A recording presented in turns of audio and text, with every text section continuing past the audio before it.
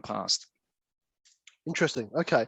So what you're saying is we need like the indicators that were there, like managing calls and other things, as much as they need to be looked at. The reality is we've got to make sure sales leaders create indicators that help drive pipeline, right? Or at least help drive qualification, right? So we get better quality pipe. Yeah. So, what are the activities that we are doing to drive opportunities through the pipeline? What are the things, making contact, that's a given, but what are some of the other things that require focus? And it could be something as simple as asking questions or asking a type of question, making sure that that's a focus, because at the end of the day, it comes down to focus. If we're not asking enough questions, it's obviously not a focus for us, or we're not good at it, or whatever it is. So that's a great leading indicator, because if we're asking enough deep and wide questions, then we're going to get better outcomes. I 100% agree. Yeah, absolutely. Okay, so moving on.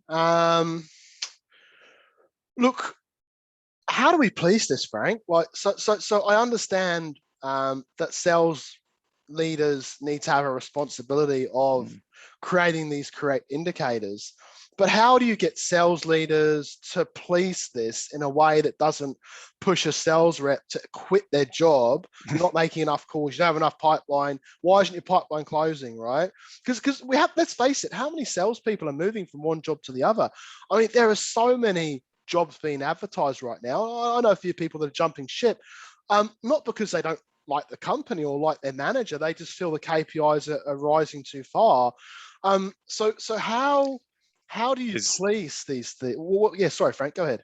I think there's a big shift out there going on at the moment. I don't know if you've seen the topic psychological safety. I think psychological safety is really important for salespeople. I think salespeople need to always show that they know that they are doing the things that's expected of them.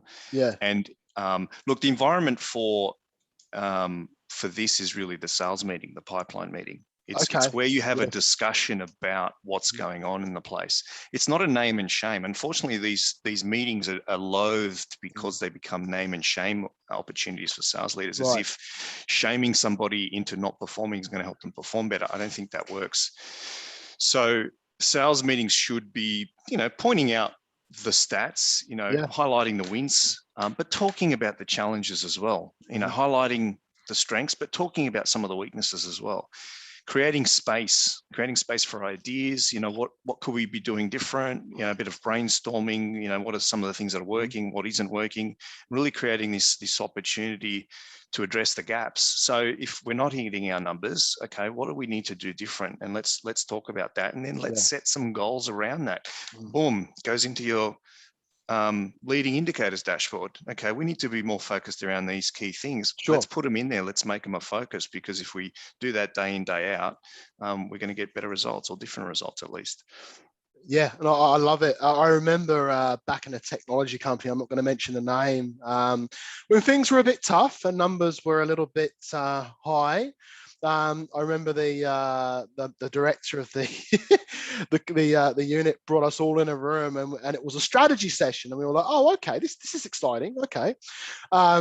And it was a strategy all about how a pit works, right? And if you don't meet your number, this is how you will be managed out of the company.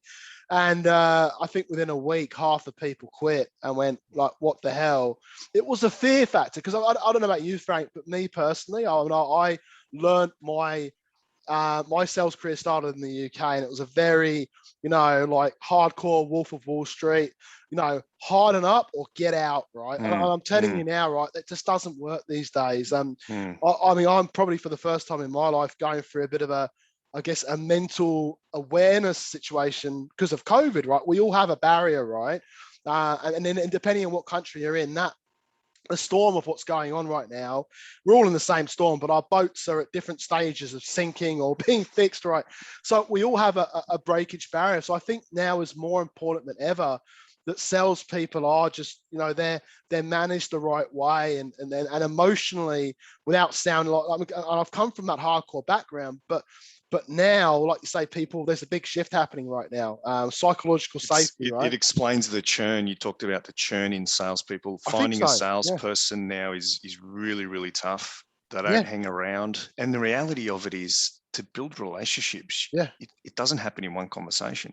You know, it's very well known that, especially in B2B, it takes 6, 7, 8 touch points. If you're not around for a year or 2 or 3, like the best performing salespeople, the best performing businesses are the ones that have been around for more than 5 years. Let's face reality, because there's depth in those relationships. There's continuity of conversation. If we're just looking for quick wins and we're putting pressure on people and whatever, they're going to go. That's just what happens. Sooner or later, they're going to go. So we need to manage and lead with a higher level of emotional intelligence, and that doesn't mean there's no accountability. It just means that we've got to coach to those things that they need to focus on to get better results. 100%. So those sales sessions need to be there to help educate the sales professionals, right? So as you've mentioned, Frank, engaging the decision makers where possible and the right and effective ways of doing that. You know, how do you identify the key stakeholders in the organization you're working with, whether they call up out of the cold or existing client, they want pricing, right? What is the strategy?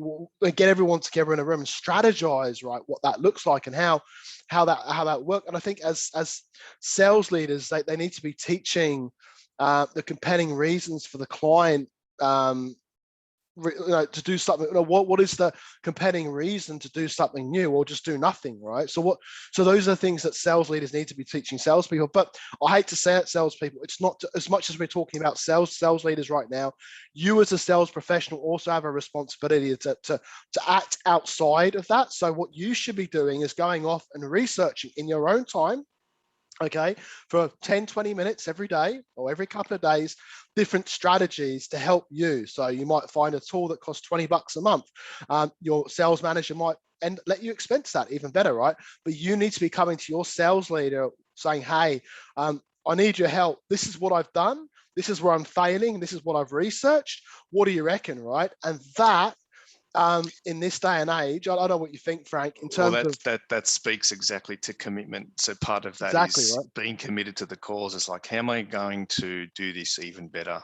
And if you're committed to that, then you're right. There's plenty of resources out there to help you along the way. I agree.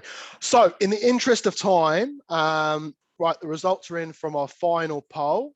So let's, before we evaluate that, I mean, I think I've pretty much summarized this last point. So let's just quickly go back for the interest of everyone on this session, okay? So look, sales leaders are generally hired because they're great salespeople, right? Incorrect, right? They need to be great managers, right? And great leaders. Leading indicators are generally number of calls and other things. Not always, but that's one of the reasons why salespeople don't, they're just pushing numbers. Yeah, someone got a price. Great opportunity. Well, what's the reason for them reaching out? We don't know, but I've got an opportunity in my pipe. It's great, right? Because their managers are pushing it that way. That's incorrect, right? It needs to be changed. We have lots of other leading indicators, right, that we can utilize in CRMs to bring up in sales meetings that will help drive better quality pipe, okay? There's a big shift right now in psychological safety.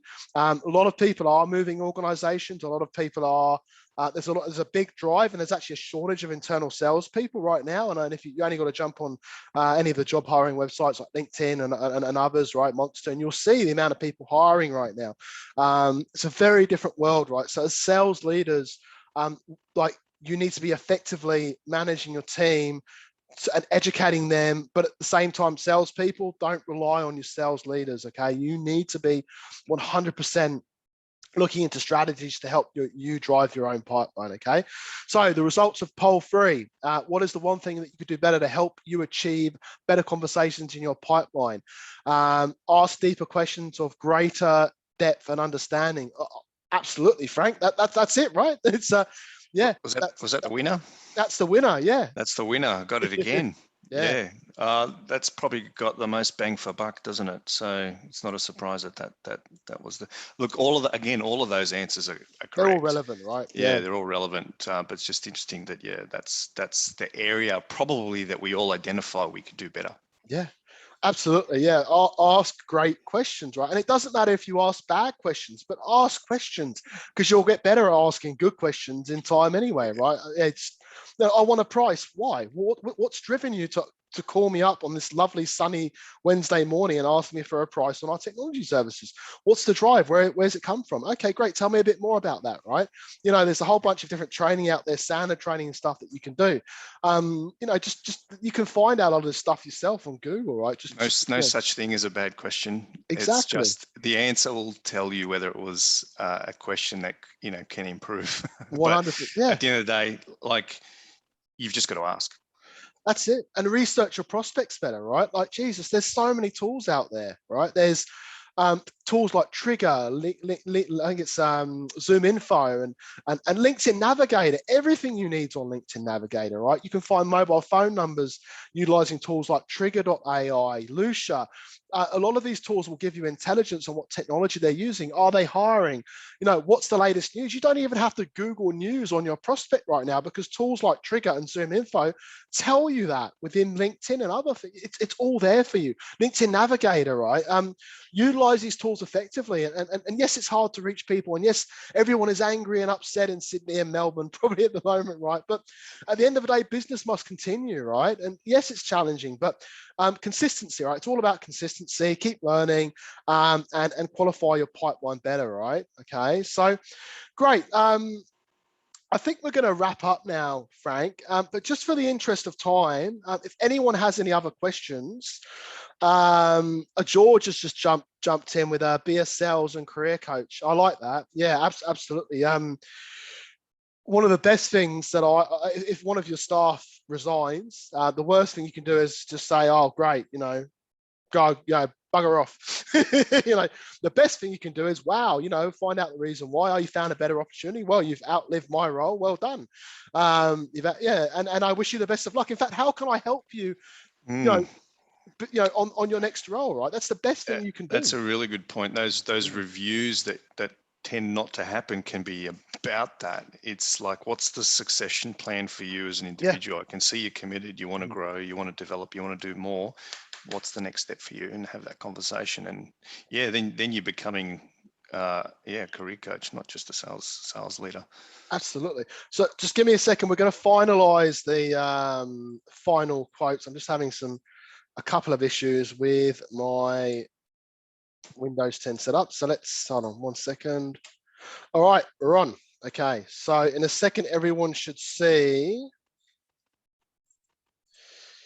the slides again. So just a reminder, once they pop up, we'll give them a few seconds. All right. Oh, we won't bother with the slides. They're plain silly buggers with us. Okay. All right, never mind. So just to wrap up, everyone, you're going to receive an email from myself and Frank. Okay, so just to let everyone know, the first 10 people will receive a copy of my book, Perfect Prospecting. If you want to understand how to find better fit clients and not waste your time with people that are tire kickers, or, you know, they're the wrong fit, they're not necessarily bad people or bad clients, but they're just not a fit for your organization, check out my book. The first 10 people, you're going to receive a copy of that. I'll reach out to you shortly. You can contact Frank. Frank, where can we contact you? And what can you help? Do you just want to give a quick minute on what you can help anyone in the audience with? Yeah, absolutely. My website's probably the easiest place to find me now, stellareducation.com.au. I do have a little QR code just to my right or left, or whichever, probably left. That's actually for a sales clinic that I run weekly that is really about practicing these things that we're talking about.